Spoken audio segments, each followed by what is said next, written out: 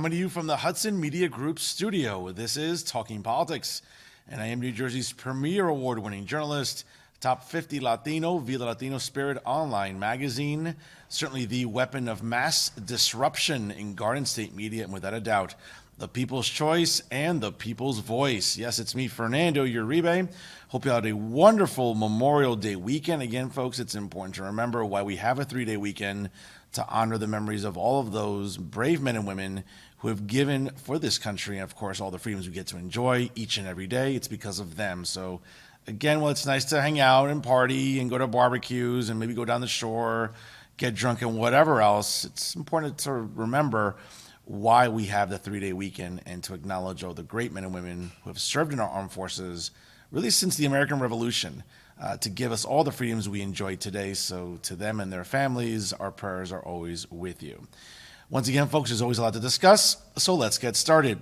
Here's what I'm thinking about right now. And ladies and gentlemen, you know, as obviously one of the few journalists in the state of New Jersey that's not a propagandist and one that likes to stand up to all the woke nonsense that's permeating, not just here sort of in the New Jersey liberal media echo chamber, but of course on a national level as well, I like to make sure that I denounce whenever possible all the woke nonsense that tends to be sort of, circulating around our educational institutions, whether it be on our college campuses and, of course, trickling down into our high schools, middle schools, and even our elementary schools. But in Jersey City, to no one's surprise, folks, the Jersey Board of Education wants to make an example out of those who maybe are objecting to woke curriculum. And a special thank you to Terry West from the Jersey Journal for her reporting on this story. Now, according to the Jersey Public Schools Department of Curriculum and Instruction, those supervisors obviously were shown in a recent article. It was stipulated that school curriculums that incorporate discussions of race, sexuality, and social justice have become so heavily weaponized by politicians in quote, some conservative states that teachers are struggling to simply teach students about their own history. That's not true. But again, those leftists on the Jersey City Board of Education would want you to think otherwise. But I'll tell you why they're wrong. But in Jersey City, supervisors and teachers not only feel total freedom, but a sense of obligation to update high school course offerings to expand lessons about those topics. According to Tanita Harris, a Jersey City K-5 English language arts supervisor, she wanted to say, quote, "We really just want to create that safe space for them where they can have those critical, thought-provoking, and life-changing conversations." But again, according to who? Because if it's maybe conservative parents raising their kids to be conservatives and they're going to question a lot of this woke nonsense, well, is the space really safe for them? Or is it just for who you would like it to be, Tanita? She also goes on to say, of course, as she's revising, to no one's surprise, the Black literature and culture curriculum. She also went on to say, we can create the spaces to be able to guide those conversations with the students and also root in it the academic foundation. The goal here is we want to create change agents. We want our students to be equipped not just for the now, but also for the future. Now, Jersey City Public High School students will have the opportunity to sign up for the new contemporary. I can't help but laugh at this nonsense. Like, this is, instead of like making sure our kids understand economics better and making sure maybe, as they will be going on to college, maybe understand the importance of their credit scores or budgeting or things that will really matter in everyday life. You know what I'm saying? Like, you want to make sure, if they're really interested in making sure that our kids are prepared for the future, well, make sure that, in this very sort of tough economy, that they're going to college for the right reasons, that they're going to major in something that's going to help them get a job, that's going to make them an attractive candidate in the job market. See, those are things that matter, folks. But don't tell that to Tanita Harris and the rest of the woke fools at the Jersey Board of Ed, because, of course, they would rather make sure that there's a contemporary social justice course and update the Black literature and courses after, again, the Board of Ed last week unanimously approved the curriculum that sparked outrage and protest elsewhere. Folks, I hate to break it to you and all you leftists out there in Jersey City and everywhere else in Hudson County. Folks, contemporary social justice curriculum, really? That's not important. In the grand scheme of things, we want to get our kids ready for the real world. See, this is the thing, folks. Kids in China and in Japan, in elementary school, even going into middle school, they're learning about calculus. They're learning about the natural sciences. Here, we're wasting our time and money on making sure that our kids know what the right pronouns are to use. You see what I'm saying, folks? Like, there's a great disparity with an urgency to learn in countries, let's say like Japan, where their kids are far superior to ours. I mean, let's be real about it. Even in China too, despite that the Chinese government is as tyrannical as it comes on this planet, they're making sure their kids are prepared for the future. Here in the United States, though, in many parts of the country, especially here in New Jersey, well, let's make sure that, pronouns are really is what we need to focus on. It's just a bunch of garbage, right? So, for example, in Black literature and culture, students will learn about Black identity through poetry by the likes of Nikki Giovanni, while also newly reading graphic novels like John Lewis's March and comics like the Spider-Verse series. Contemporary social justice will traverse topics such as immigration, environmental justice. What the hell does that mean, environmental justice? What, like you are also telling us you fail climatology courses, right? That you're also subscribing to climate hysteria? That we're going to be underwater soon? That somehow we have to hire Aquaman to deliver our mail for the U.S. Postal Service because we're all going to be underwater? Stop with the nonsense, seriously. And encouraging students to develop solutions to these modern inequities. Oh, God, this is garbage. They are topics that elected officials are censoring from schools in states like Florida and Texas. Oh, by the way, states that A, got COVID right, B, are better run states than here in New Jersey, in New York, Connecticut, Pennsylvania, right? Where job creation is better than it is here, and real estate is better down there than it is here, right? But that New Jersey is increasingly championed, and in some cases mandated, be taught in schools. Of course, when you have a woke governor and a woke leadership in the state legislature, all this stuff becomes commonplace. And while debates will swirl around the topics at school board meetings in some Republican-controlled states, the New Jersey curriculum was approved without as much as one complaint from the public at Thursday's Board of Education meeting. Well, of course not, folks, because parents in Jersey City are clueless. They're more concerned with making sure that, hey, you know what, that we learn about lesbians every minute of every day, that we understand the importance of pronouns, that we somehow remind students, hey, don't bother taking high school biology because it's not going to matter, when we all know that we should be taking it and making sure that students pass it. Because as you all know, there are plenty of adults in Jersey City and in Hudson County that clearly never took a biology course. So, of course, Tanetta goes on to say, we just want to create a learning experience where everyone felt is seen, valued, and heard, because as we all know, representation matters. Well, it's when what suits her, not everybody, right? So, for example, also, the Social Studies Department decided to create a contemporary social justice course while revising the core curriculum for the department, such as history courses. There were so many more modern topics that the courses didn't cover or delve into, and after finishing the revisions last school year, the social studies team decided to take a year to craft a more contemporary history course, according to Melissa Dos Santos and John Amolo, both K-12 social studies supervisors and members of the committee that developed the course. What a surprise, more social justice clowns. The first topic students in contemporary social justice will learn is media literacy, one way that the district hopes to help them navigate information about social justice issues that they consume regularly. Folks, I can't read much more of this. This is just absolute nonsense. But frankly, I think it should raise a concern for parents everywhere. And I'm really surprised. And I think it shows the level of disconnect and really just disinterest that parents have in Jersey City when it comes to the school board meetings. Because, folks, as we all know, these social justice courses, all they do is teach victimhood. All they do is empower victimhood mentalities, which have been permeated in poor neighborhoods all across the state and across this country. Okay? The idea that the New Jersey Education Association encourages school districts to have a Black Lives Matter week is absolute nonsense. Now, again, let me preface this by saying, because all lives do matter, but the idea that a Marxist organization like BLM, which did nothing but encourage the looting and rioting that we saw all throughout the summer of 2020, where we saw private and public buildings being desecrated, being vandalized, and in some instances being burned to the ground. That was okay in the name of social justice.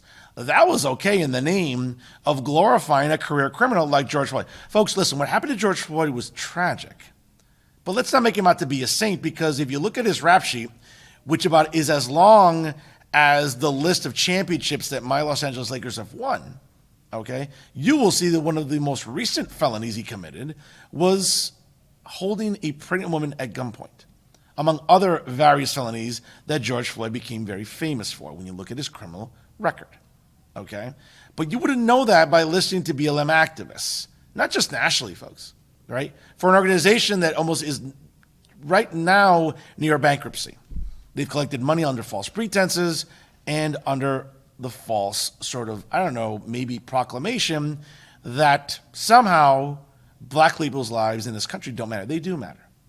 Okay? We've always known that. We've taught curriculum in our public schools since as long as I can remember. Okay? I remember learning about Black History Month.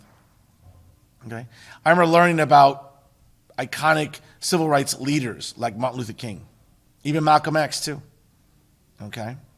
Not the idea of sort of perpetuating this constant victimhood, which many in the black community do. Let's be honest, many of the black leaders do, right?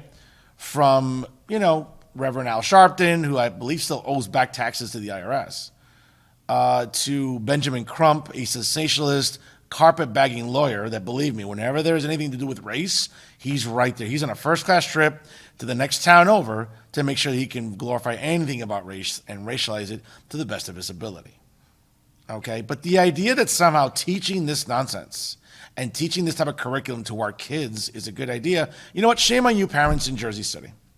Because there are many other parents throughout the state of New Jersey that have gone to public meetings for the Board of Education, that have decided to say, hey, you know what? Enough is enough with this social justice, woke, victimhood nonsense. Okay?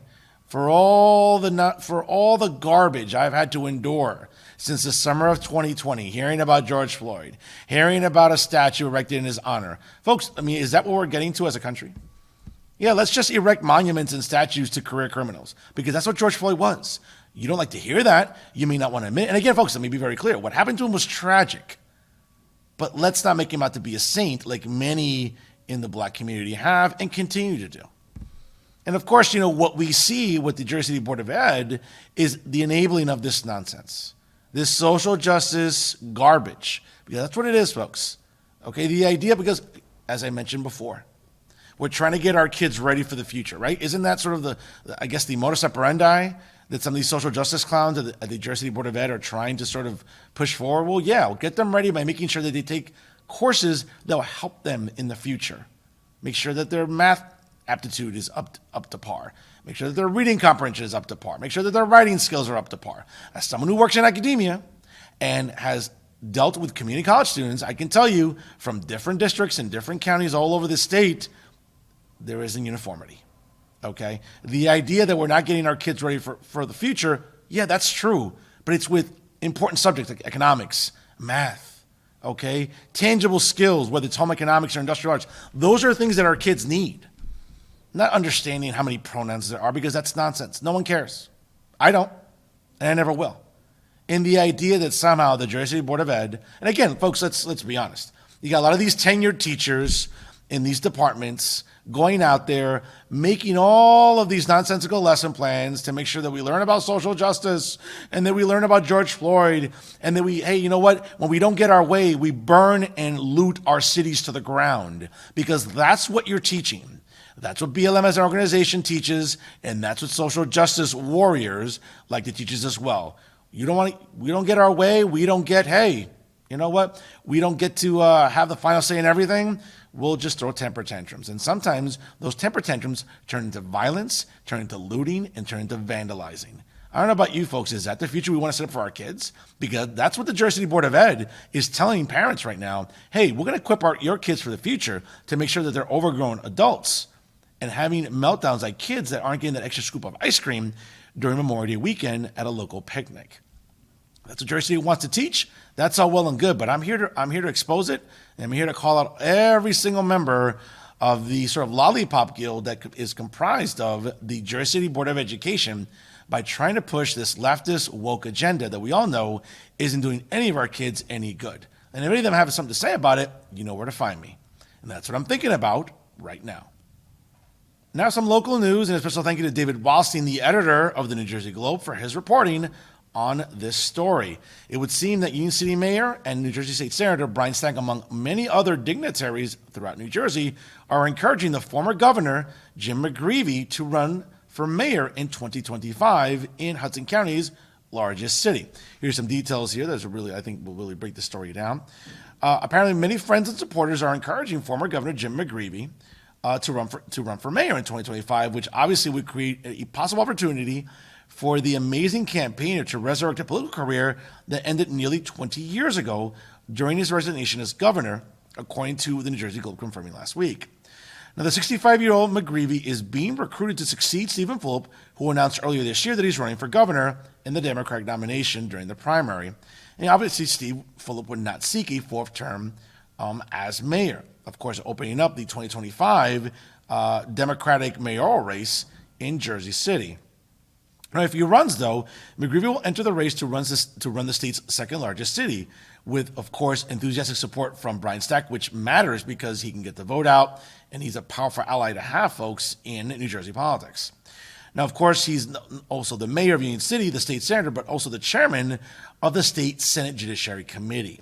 Now, the North Hudson political powerhouse recently engineered the election of former U.S. Representative Albio Ceres to once again become the mayor of West New York. And he spent the last 12 years representing a part of Jersey City in the state Senate. That's no longer the case now, since the 33rd Legislative District has changed dramatically under redistricting. According to Mayor Stack, he went on to tell New Jersey Globe, there will be no better mayor for Jersey City residents than Jim McGreevy. I look forward to being part of his campaign for mayor and devoting any resources or assistance I can. I'm really excited. Stack also expressed his preparedness to help McGreevy assemble a local campaign organization. I'll be there day and night for him to help him make sure he gets elected if Governor McGreevy decides to run for mayor in Jersey City. As of the covering of this story, former Governor McGreevy has declined any comment on these developments.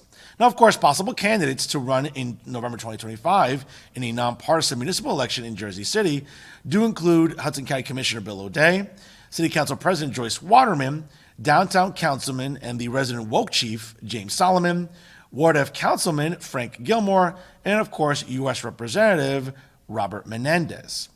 Now, Jim McGreevy was elected governor in 2001, and he resigned in August of 2004 after a lawsuit that threatened to expose an extramarital affair with another man.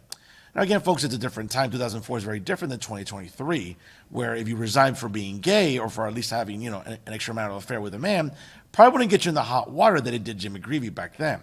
Now, he announced that he was gay, admitted his relationship, apologized to his then wife and then the people of New Jersey as he departed office in November of 2004. Since leaving office, though, and I can attest to this personally because I've gotten to know Jim McGreevy quite well, he has started a path to personal and public redemption. He earned a divinity degree, worked at an additional Hudson County Correctional Facility, treatment facility, obviously, and wrote a memoir titled Confession. He now runs the New Jersey Reentry Corporation, a highly successful nonprofit that's stationed in Kearny, New Jersey, as a matter of fact, that advocates for the removal of barriers for men and women returning from jail or prison. His work at the nonprofit has won him widespread statewide acclaim from top political leaders from both the Republican and Democrat parties alike. Certainly, while McGreevy's political base has been really in Middlesex County because he was the former mayor of Woodbridge, the former governor has strong roots in Hudson County, ultimately. He was born in Jersey City, where his grandfather was a police officer and retired about 10 years ago. He was once a close ally of Mayor Stephen Fulop, but of course, obviously the two split after Fulop fired him as the head of Jersey City's employment and training program in early 2019. Folks, I can tell you this much. I know Jim McGreevy personally. He's been a stand-up guy. He's been very generous in coming on my podcasts and speaking with me. He's always been very jovial, very enthusiastic, very humble, and I think also very, very generous. And I think that speaks a lot about Jim McGreevy's character. Now, I'm not going to go out on record here and just sort of throw a blanket endorsement for Jim McGreevy because he hasn't announced any candidacy yet. But I'll tell you something right now. If he does enter the race, he poses serious problems for the list of candidates I just named: Bill O'Day, Joyce Waterman, James Solomon, and obviously the others as well that would, I would say, create quite a sort of cluster in Jersey City. I don't expect U.S. Representative Robert Menendez Jr. to even want to run. I think he's very happy working in the House of Representatives, and we'll see as far as the rest of the council members who indeed decides to run. But folks, I will say this again about Jim McGreevy, a guy who went through significant hardship, significant heartache, and a lot of public shaming. For many of you that may not remember, during that summer of 2004, when Jim McGreevy addressed the state through various news outlets, he pretty much said, "Hey, I'm a gay American." And that was big for Jim McGreevy. And you might say, well, what's the big deal? Well, folks, it was a big deal in 2004. We weren't talking about LGBT issues or talking about anyone really in the LGBT community occupying public office. That changed that year, though, with Jim McGreevy, as he did resign I hate to use the word disgrace because he didn't do that. I think he resigned out of a lot of political complications. Obviously, the extramarital affair, maybe some other things were going to come out about Jim McGreevey during his run as governor. What he was doing, governing, perhaps, I think was coming under some scrutiny. But by and large, folks, he left the public eye. I guess, for lack of a better word, I think Jim McGreevey just went out and decided to work on himself. And that's, I think, an incredible testament to like having awareness, because a lot of us don't have awareness, especially in politics. I think a lot of people go into politics, get sort of consumed by the echo chamber, and sometimes lose that ability to sort of look in the mirror and be a little introspective. Jim McGreevey did that, and he's bounced back and he's rebounded. So good for him. Now, again, whether or not he decides to run, that remains to be seen. But hey, if there's anyone that's likable enough to run for mayor in Jersey City, it's certainly Jim McGreevey. Let's stay in Jersey City, and once again, thank you to Ron Lear from the Jersey City Times for his reporting on this very, very important story. Now, apparently the right to counsel is moving forward, as well as certain smoke shops also being licensed are making big headlines in Jersey City. Now, certainly, folks, the Jersey City Council last week took the first step to establishing, quote, a right to counsel to the city's tenants who comprise about 70% of the population and who advocates say face increasing prospects of evictions by landlords looking to hike their rents to unprecedented numbers. Tenants at the Portside Towers on the city's waterfront in particular have been pushing for the city to move forward with this initiative. Now, a public hearing on two ordinances proposing to set up the mechanism for the service and a strategy for the city to fund it by compelling developers to pay fees promoting affordable housing strategies is slated for a vote coming up on June the 14th. Despite what they feel is the city's apparent good intentions, advocates of RTC wonder why, according to the city ordinance, the program will take 3 years to begin operating. Now, the city ordinance, now being considered by the council, offers a lengthy preamble defending the need for an RTC, saying the council, quote, finds that an emergency exists within Jersey City where many of its residents are homeless or at risk of homelessness and or reside in uninhabitable living conditions due to a shortage of affordable housing and a lack of knowledge and awareness about tenants' rights. This emergency was created in part by the filing of frivolous and or retaliatory evictions and their actions by landlords renting residential properties in Jersey City. Also, a landlord will be less likely to file a frivolous lawsuit if they are aware that their tenant will be assisted by legal counsel in preparing and asserting available legal defenses to the tenant's eviction action. This will mitigate the aforementioned emergency and reduce the serious threats to the public health, safety, and general welfare of the citizens of Jersey City created by such emergency. A lack of knowledge and awareness of their legal rights, the fear of being evicted without good cause, and being forced to seek housing in a limited housing market discourages many Jersey City tenants from filing eviction actions or complaining about substandard housing conditions. It is this fear that contributes to homelessness as well as to the harmful, uninhabitable conditions in which many Jersey City tenants live in. This warrants legislative action by the governing body. Of course, there's more language here, folks, from the City Council. Now, to put this procedure into effect, though, the legislation proposes the creation of a new city division of tenants' right to counsel within the Department of Housing, Economic Development, and Commerce, and the hiring of a division director who, quote, who shall no later than January 1st of 2026 have fully implemented a program to provide free access to legal services for Jersey City tenants in landlord-tenant court in the Superior Court of New Jersey in Hudson County. The director is to be a New Jersey attorney with a background in landlord-tenant matters. Folks, I have to tell you, while on face value this is a good idea, why it's taking until January of 2026 to implement is mind-boggling to me, though, because you would think that there's an urgency for this.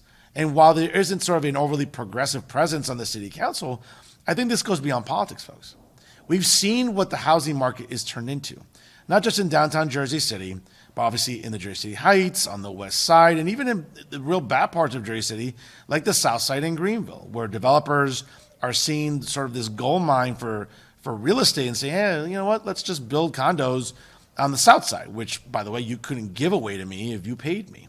But again, those are becoming prime real estate areas of Hudson County's largest city. But I think also, folks, it sort of reminds us about the cost of living and the quality of life that we right now are living in the Garden State. Obviously, New Jersey continues to become unaffordable. Really? Well, of course, folks. You can look at Democratic leadership in Trenton for 20 years. I mean, I'm talking about like Senate presidents assembly speakers, and yes, some Republican governors have not always been cooperative, but the Democratic governor right now in his second term is certainly not doing anything to make New Jersey more affordable. But again, getting back to Jersey City, folks, it's a serious problem. I mean, listen, I get to go hang out and party in downtown Jersey City. It's wonderful, but I wouldn't live there. It's become overwhelmingly expensive. It's become to the point where people have to decide, well, am I going to just try to save up for rent and eat the minimal or have some other amenities? That's not always possible in Jersey City, folks. Again, if you happen to work in a profession where you're making pretty good money and above what rents are in downtown Jersey City, that's wonderful. But not everybody has that luxury. So certainly the right to counsel, I think, is a great idea on face value. But why it's going to take this long to implement? Again, folks, it's funny.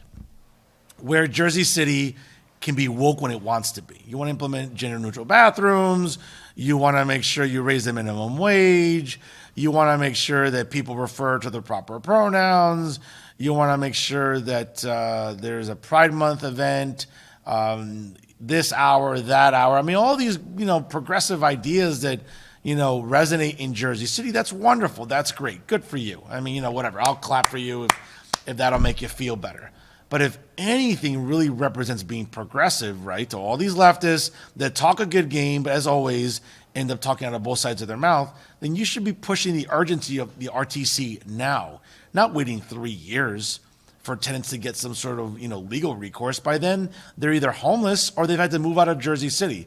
So what exactly is the ordinance going to establish? We'll see on June the 14th, obviously, during public portions and ordinances, hearings, and all that good stuff. But folks, I have to tell you, if there's ever a time for urgency and to be expedient, it's right now to help, I would say, thousands of Jersey City residents that ultimately could be displaced from their homes because they just can't afford to live there. Listen, there's a lot of culture, a lot of commerce, a lot of great stuff to do in Jersey City, especially downtown. Can't speak about the West Side, South Side, or in Greenville. Certainly, the Jersey Heights, too, I think is a lot of attractive things to do as well. But folks, if you want to live in the expensive areas, becoming a lot less possible for a lot of residents in Jersey City. They're, just getting back on their feet economically after COVID. And more importantly, they're trying to make sure that they can at least have one job, if not maintain 2 jobs, because right now, that's what it's looking like that you need to be able to afford to live in Jersey City. And that's our show for this week.